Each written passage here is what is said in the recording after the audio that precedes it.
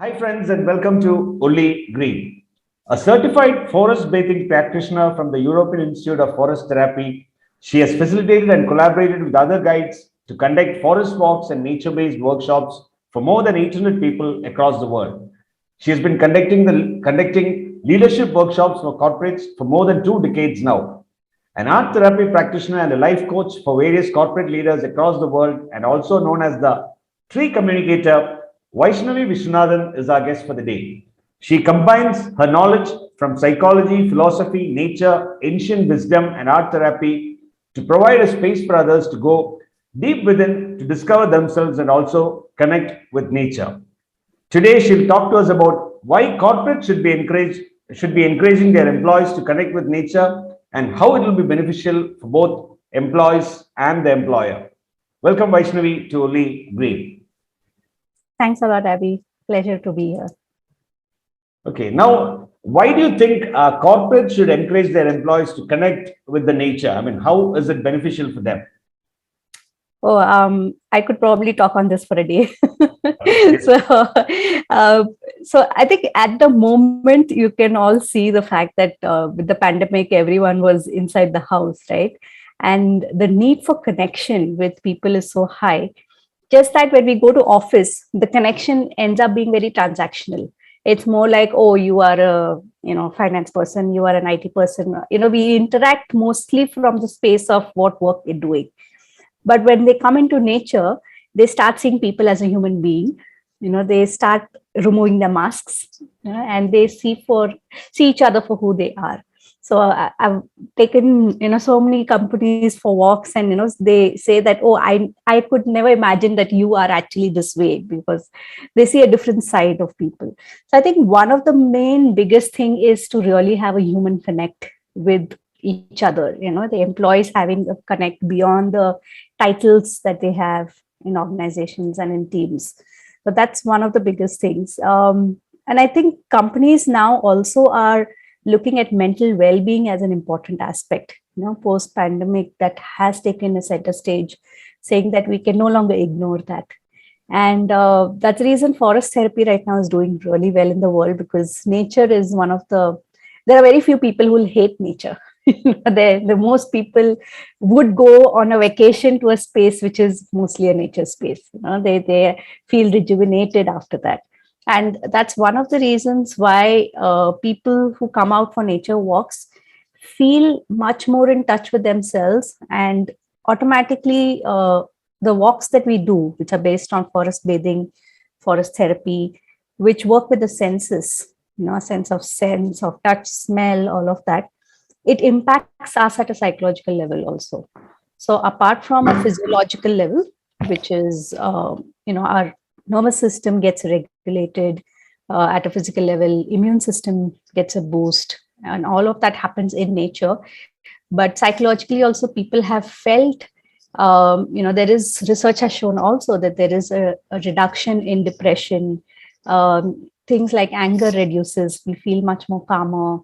There's a lot of clarity of thought. Even I've seen so many people feel inspired after a walk, saying, oh, I suddenly remembered I used to do this as a child and I feel like doing it.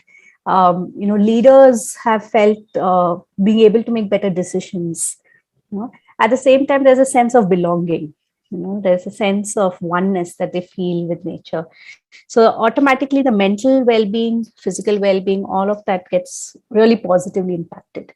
So I think these are two main reasons of connections with each other and connection with ourselves really would help employees and employers both, because that impacts productivity in the long run, no matter what. Yeah, so this is a short answer. I could just You mentioned about productivity. There are certain, parameters or rather factors that we hear often, like team building, productivity. All these are terms that we hear often when we talk about corporates. Also, the employee-employer relationship you touched upon, or maybe the leader, the team member relationship. How are these factors really influenced by nature walks? Yeah. So what we usually do is we have an objective when we start off, depending on what the organization would like to explore. we build activities that are geared towards that, and sometimes it could be really an eye opener, because nature really surprises us, just like how our weather conditions nowadays surprise us, right? So depending on what the organization requires. So if we are looking at productivity, which is what most organizations look for, or team building, then we have specific activities that can explore those aspects. So we've had, even with productivity, we've had discussions on, let's say, inclusivity, of gender stereotyping and communication, how we could communicate without words, how we can communicate through silence. And nature really shows us all of those things really beautifully. They don't, ants don't need to talk to each other to tell that there is fruit somewhere. They have their own ways of communicating with each other and finding the food. So various aspects can be actually explored, because if we really, I mean, there's this entire industry called biomimicry, which mimics how nature works, right? So we can actually look at even our own behaviors, our own way of living and working, when we can get inspired by nature, when we go with the child's mind with curiosity and awe. There's a lot that we can take in, and automatically all of these things improve. Team building happens without having to tell them do this and don't do this. Nature kind of just provides us in front of us, and we just imbibe that very beautifully. And ultimately, there is what do you call it, a impact, an indirect impact on productivity, no matter what, because there is, like I said earlier, the well-being factor coming into place. People feel much more relaxed with each other. There is more connection with each other, so the work also goes on a little more smoother. That's what we've seen. And yeah, productivity happens automatically. Okay, and same way team building also. I mean, you connect with the rest of the team, and you work as a one single unit. Yeah, so we work individually as well as together. So the walks that we do typically last for 2 or 3 hours, the forest bathing walks or forest therapy walks. And what we have is, we do certain things like sharing circles. So we have activities where they could be doing it individually as well as a group, and then they come into a sharing circle and share and talk. That is when the magic happens, where people start seeing, understanding nature in a different light from another person's perspective, and also knowing the other person much more deeper, through these activities, which these are conversations we would never have, even outside office. Even if we were to go out for lunch, with the team, we would not be talking about what they saw in nature, or even if they went on a vacation, we would just ask, how was the vacation? They'll say good. We don't really discuss the deeper aspects that we've noticed or observed or felt. So that kind of gives us the permission to be ourselves, the permission to get deeper into our own potential also, which we may not have time to explore. So we do have certain self-reflective activities. People think about them. So it's like a big pause that most people are looking forward to. So, yeah. Now, I mean, you're based in Bangalore, but then you do these nature walks for corporates in Bangalore or pan India? So across. So what has happened is, one is because of the pandemic, we learned that these can be done online also, Okay. So that's been a huge revelation for us also, because earlier we were anti-technology, pro nature became anti-technology automatically. So we would ask people to switch off their phones and they come for a walk and all of that. But pandemic really helped us to know that a marriage of both can also work, technology and connecting people through nature. So we've done walks. I've done nature walks where people, even in Canada or Hong Kong and different parts of the world, are in their own nature spaces, and I'm leading the walk here. So I'm guiding them through the phone, through the Zoom technology, and they are doing it there, and then they come back and share. So we have breakout rooms and we share. So one is we doing it across. It doesn't matter where the person is. And secondly, we are doing other aspects within, which is connected to nature, not exactly like a walk, but using art. So it could be storytelling and nature. It could be doing some kind of artwork through, like we had done, exploring creativity. through nature for LinkedIn employees. So we had asked them to just collect certain flowers and petals and stones and all of those things, and we created art, and it didn't matter. There were people in Sydney, there were people in Singapore, there were people in India, across India, so everything happening online. So What could be a minimum or maximum size of a group when you do such walks or such activities? So in-person walks, typically 12 to 15 is a good size for people to connect, because in-person walk, it's also the connection that matters. Okay. So if you have too big a group, then it might get diluted. Online, the ones like I mentioned, like LinkedIn had 56 employees. We've done for Shinomics, which had 40 employees. So it depends on what the objective is, depending. So if it is something where we're just exploring, having fun, we could do it for a lot of people. If it's a very specific walk, then 12 to 15 people would be good enough for size. Okay. So online, you realize that you could handle a bigger crowd than doing it in person. Yes, that is one aspect. And the other aspect is, due to the pandemic, since we were home, it also gave a chance to connect with other guides in India, who are already doing this work. And it's in a very nascent stage, right? I mean, this whole space of forest bathing, forest therapy, I think we are only 3 of us who are formally certified in India. Others are doing it, and it's not rocket science to do it. It's something that all of us can do. Just that certain facilitation skills would be required to guide and understand. There's a lot of preparation that goes before we do the walk, like a trail assessment for people to feel safe, to people to be okay. So we connected with all these guides in India, and whoever wanted to collaborate and do it together. So there was someone in Pune, there was someone in Delhi, Gurgaon, and there was some in Bangalore. So we all kind of came together and said, let's do work together rather than working individually and doing our own. So when we came together, we learned a lot from each other's experiences. So that's how we started doing collaborative walks. So on the same day, we would be having a walk in Mumbai, and we would be having a walk in Gurgaon or Pune or Chennai. So that way whoever was wherever, we came together and did a walk, so that also helped spread the word for people. Of course, that was not for corporate, that was for public walks. But we are growing that way. So yeah. Now, I mean, being in the corporate nature walk domain for some time, can you give us maybe one or two experiences that you really like to cherish? I think each walk is something that's so special that feels really meaningful, that it's really difficult to choose one particular walk. Okay. I guess, I think online, if we were to say the most recent one, since online, right? The most recent one, of course, the LinkedIn one was really fun because we had kids also joining in along with the employees. So they were also having fun. So that was an aha moment, because I wasn't expecting the entire family to come and sit in front of the screen and doing it, So, and of course, for people from across the world were coming in. So, that was really very, very,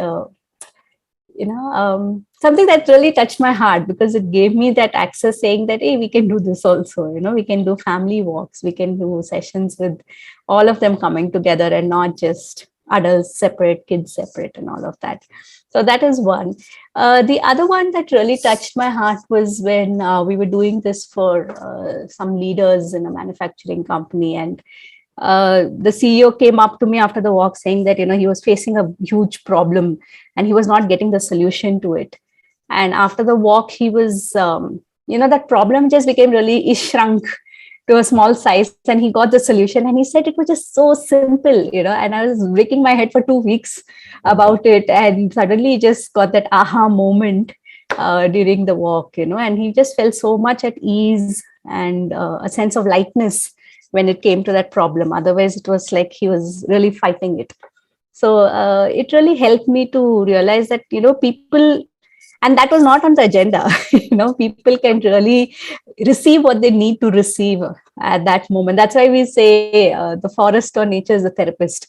We are just the mere facilitator and guides. We are just providing the space, and we invite them to do certain things, and then each one gets their own See, I lessons. mean, when we talk about corporates, we hear about a lot of activities. Mostly these are in the maybe management field or marketing training or HR training, accounts training. And these are the activities that you usually associate with corporates. But here you're opening up a totally new dimension to the corporate training or corporate world. I mean, Yeah. looking ahead, how do you feel is the future for nature walk and corporate getting involved in these kind of activities?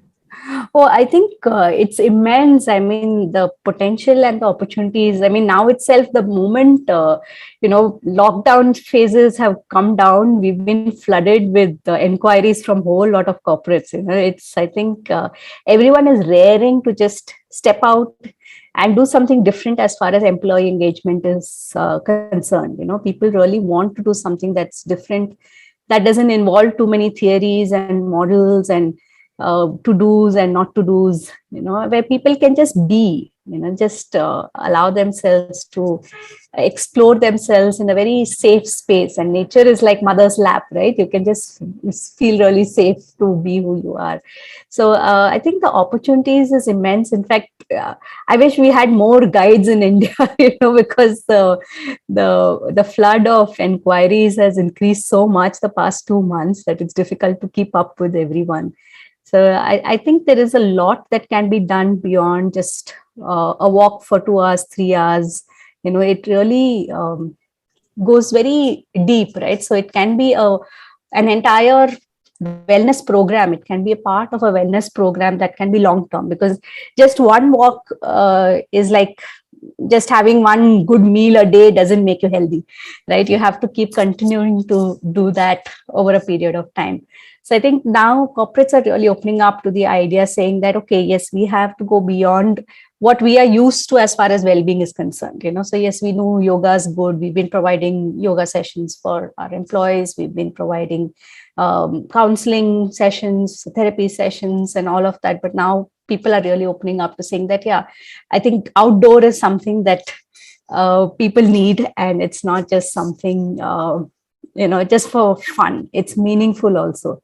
At the same time, you need not go out of the country or out of the city to do it. You can do it in the city park. So a lot of our focus is to do it in the city park, so that people know that they can do it whenever they want. And it's not rocket science, because there are some activities like hugging trees or walking bare feet on grass. It's something we know, but we don't do it. We need someone to give us the permission to do it, is what most participants have said, saying that because you're telling us and because there are 15 other people doing it, we do it.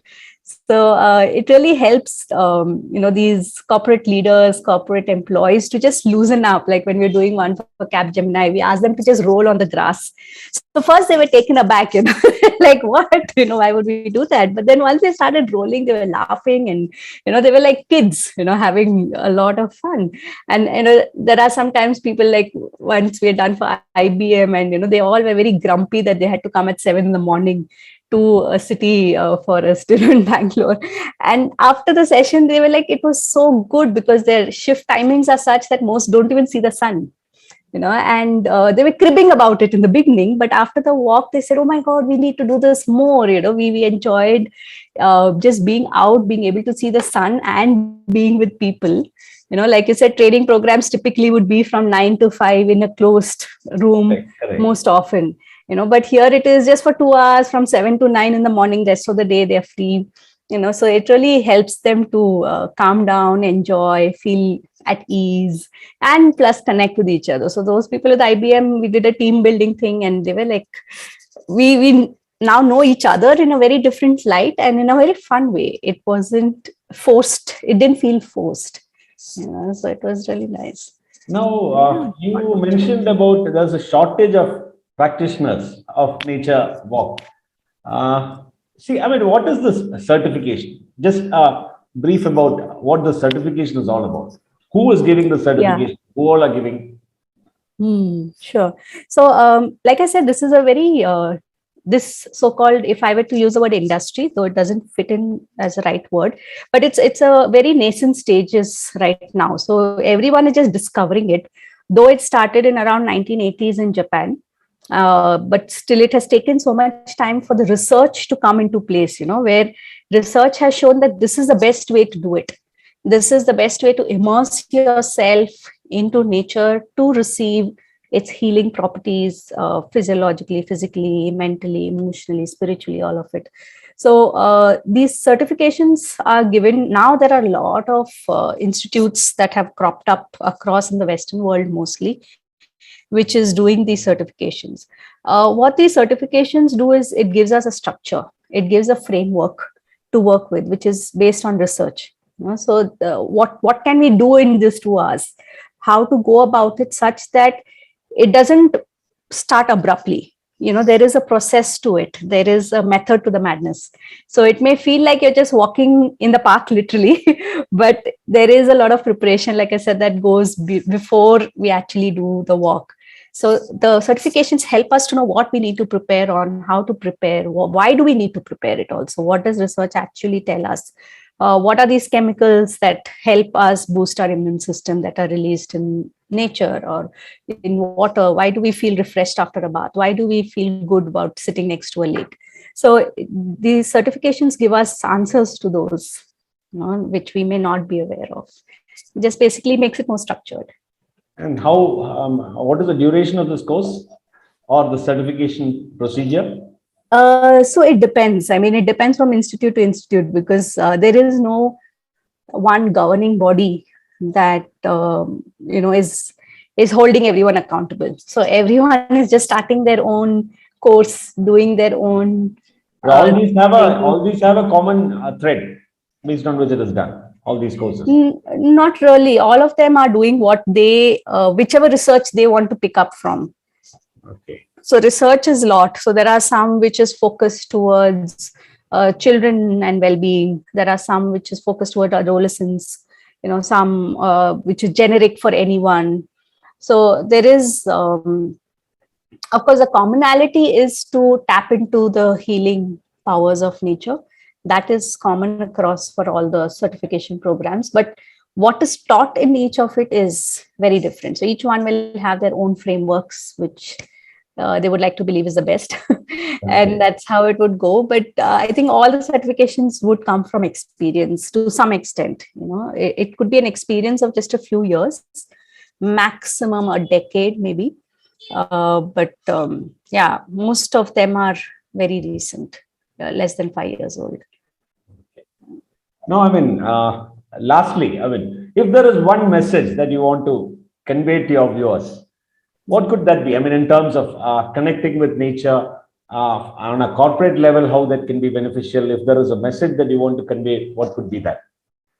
I think the message, if it were to people who are working in corporate, is step out more often, get out of the AC rooms, get out of the AC cubicles, and insist that people or your companies have more nature around and inside. Not just a couple of plants and pots in the office, but have more where you're covered with nature. It's like a forest, and I think a lot of organizations are doing that right now. If I'm not mistaken, Google and Apple and all of them are bringing nature into forests and taking their employees also out into nature more often. So that would be my message. That I just suddenly remembered one of the participants who was sharing. She had come for a couple of walks when we had done it in Bangalore, and she was looking out for a job. And she said, now when I go for a job interview, I'm seeing how much of greenery is there around the building and then deciding to say yes or no if I get selected, And that, I think that is where I would like all of us to be, to really be in that space of saying it's our right to have nature around us, even when we are working, and ask for it, demand for it, and see the magic that happens when you are surrounded in nature. Oh, great. That's really a great message that you've come out with. I mean, in our channel also, we talk about making our world a greener place for our future generations. I think you have covered it so beautifully. Thanks a lot, Vaishnavi, for being with us. I mean, your details, your company details, everything will be given in the description. So anyone wants to reach out to Vaishnavi, you can. I mean, you can enjoy the connect to the nature through nature connection. Thanks a lot. Thanks a lot, Abby, for this opportunity.